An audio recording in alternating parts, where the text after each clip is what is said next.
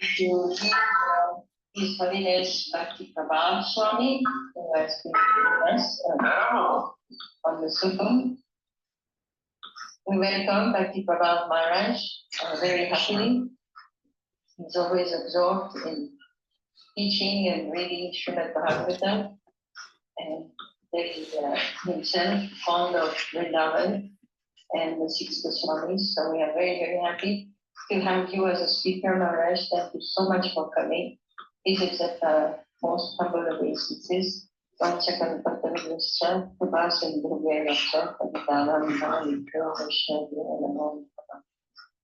Maharaj will speak on exchanges between Srila Rupa Goswami and Srila Jiva Goswami.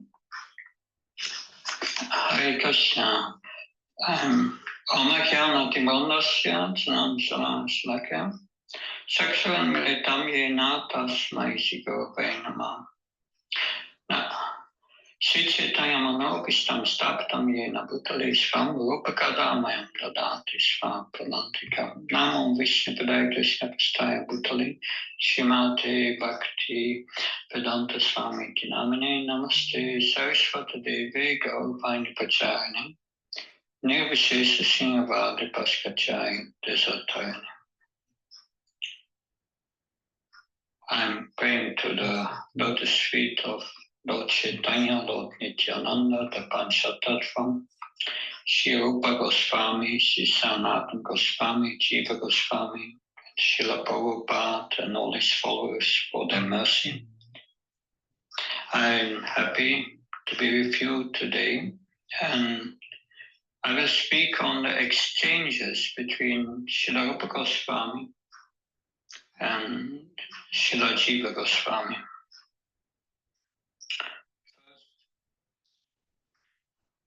Who was Jiva Goswami? And what is his relationship with Rupa Goswami? Jiva Goswami was born in the year 1511. This was the year that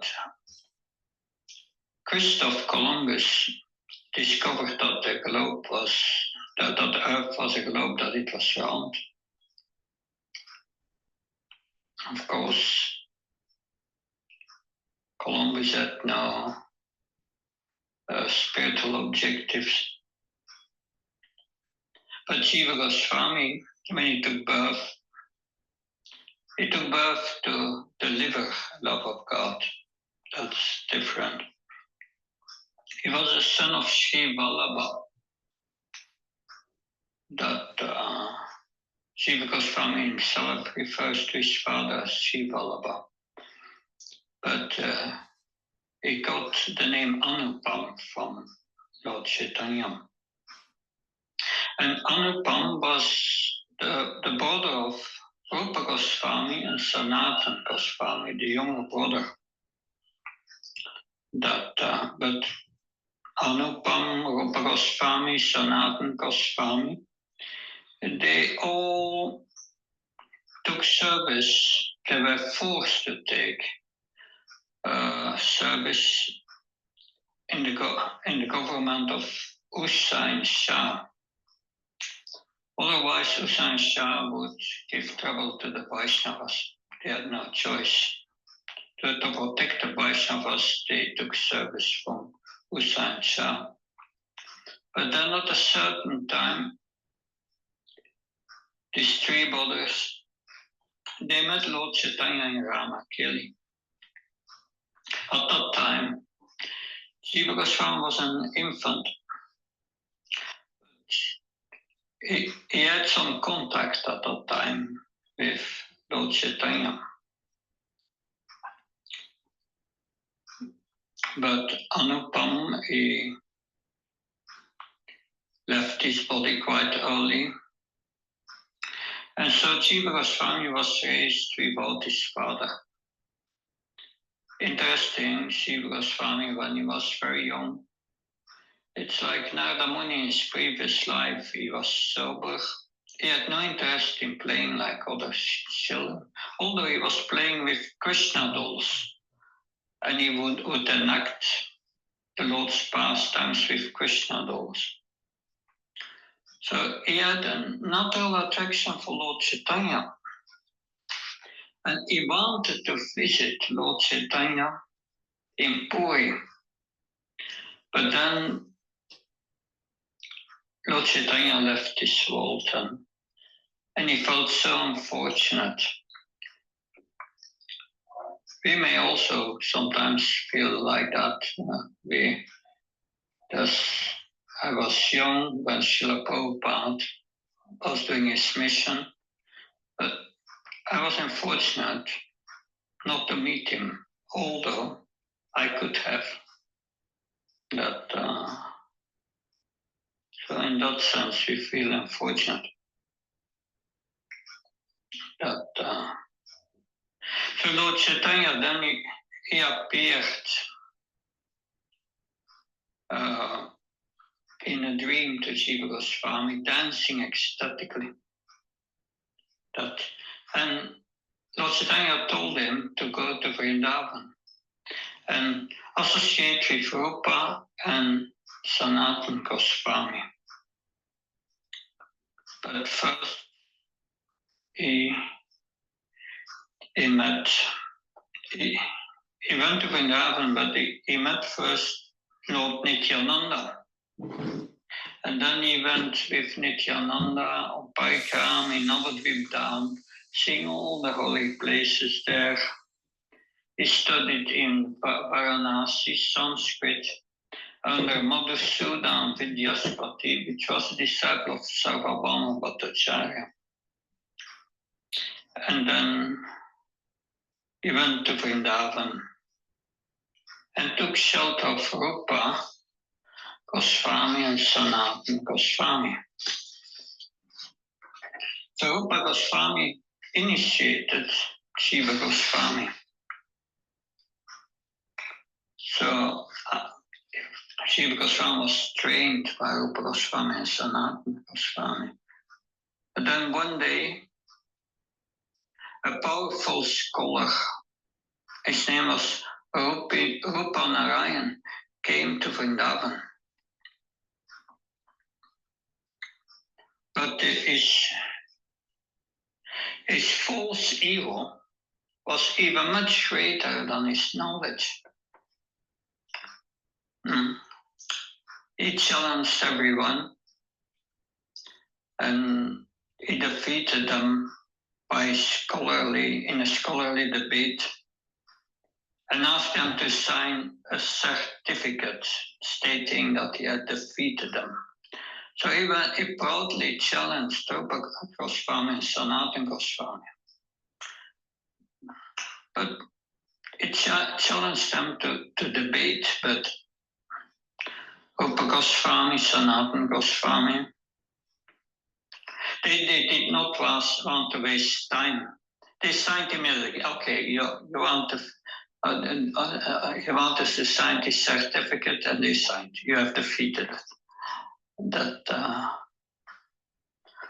then this same Rupa Narayan approached also Jiva Goswami and asked him to sign as well. So in order to protect the dignity of his gurus, Rupa Goswami and Sanatana Goswami, Jiva Goswami, he accepted the challenge to defeat him. So Rupa Narayan and Jiva Goswami, they sat down on the banks of the Yamuna for 7 days. And Jiva Goswami thoroughly defeated him on all levels.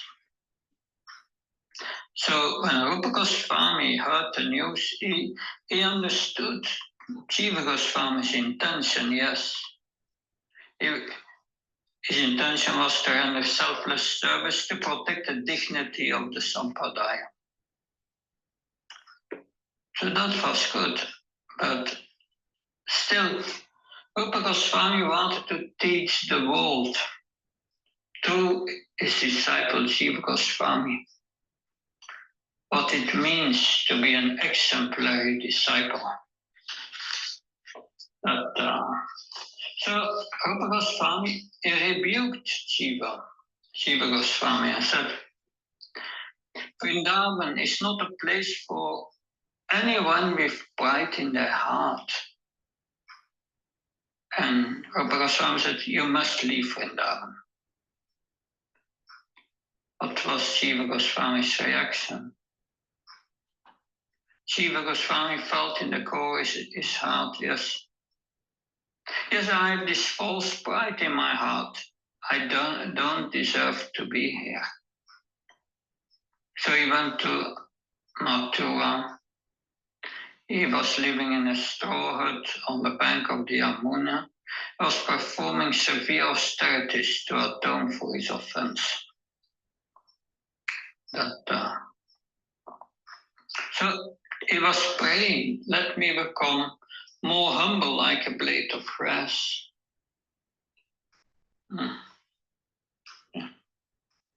So let me become more humble like a blade of grass.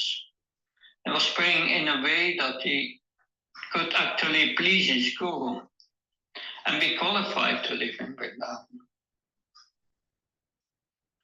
So, of course, this affected Jiva Goswami's health,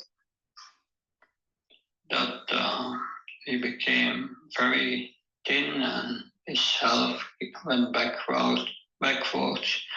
Then one day, Sanatana Goswami, he went to Mathura, he traveled to Mathura, and then he saw the state of Jiva Goswami. And when he went back to Vrindavan, he told Rupa Goswami. Interesting, these great souls, they never criticize anyone. This is mentioned in Nectar of Instruction, text 5. One should seek out a devotee who is averse to criticizing others and serve that devotee. And that this Uttam Adhikar.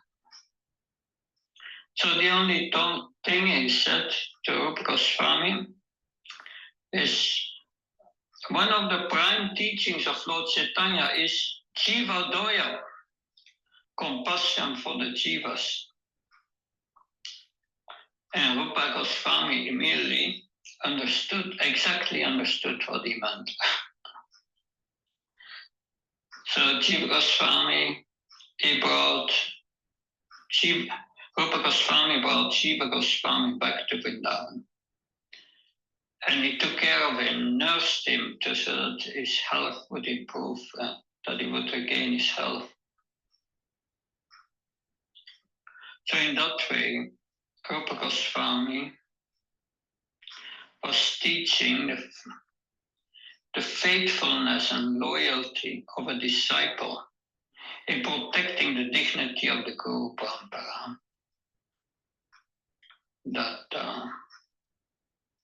So this is one pastime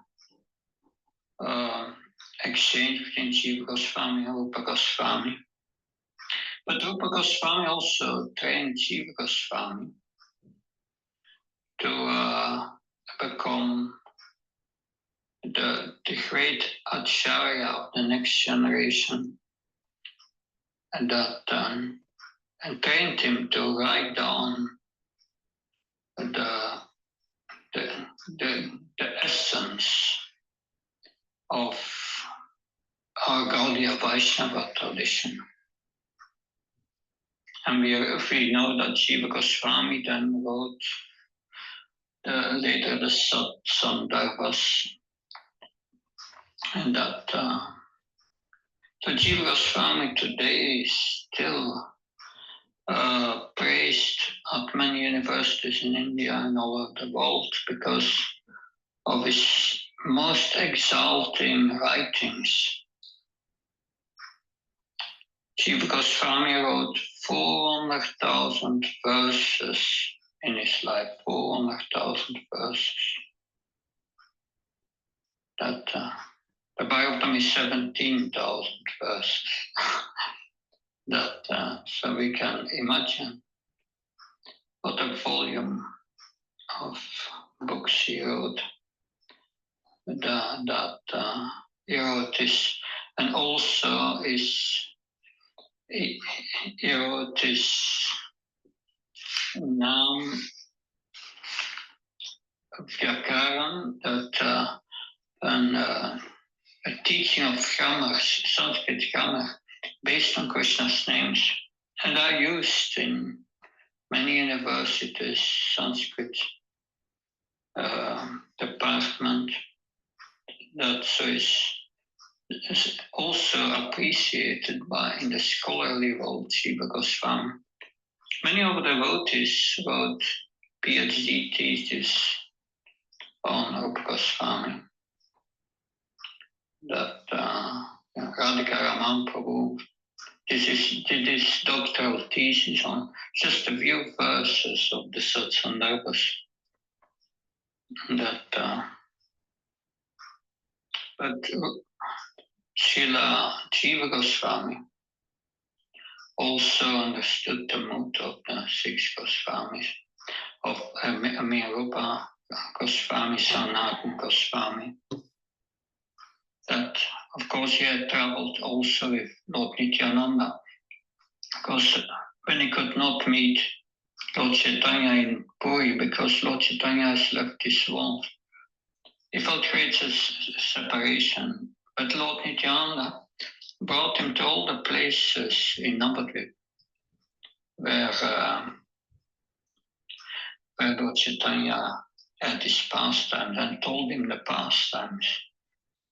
And also Jiva Goswami went to South India, went to all the places where Lord Chaitanya visited. So his life was with Lord Chaitanya, and Rupa Goswami was his shelter. So these are the extraordinary this extraordinary life of Srila Jiva Goswami. That Hare Krishna, Jai Prabhupada. Thank you very much.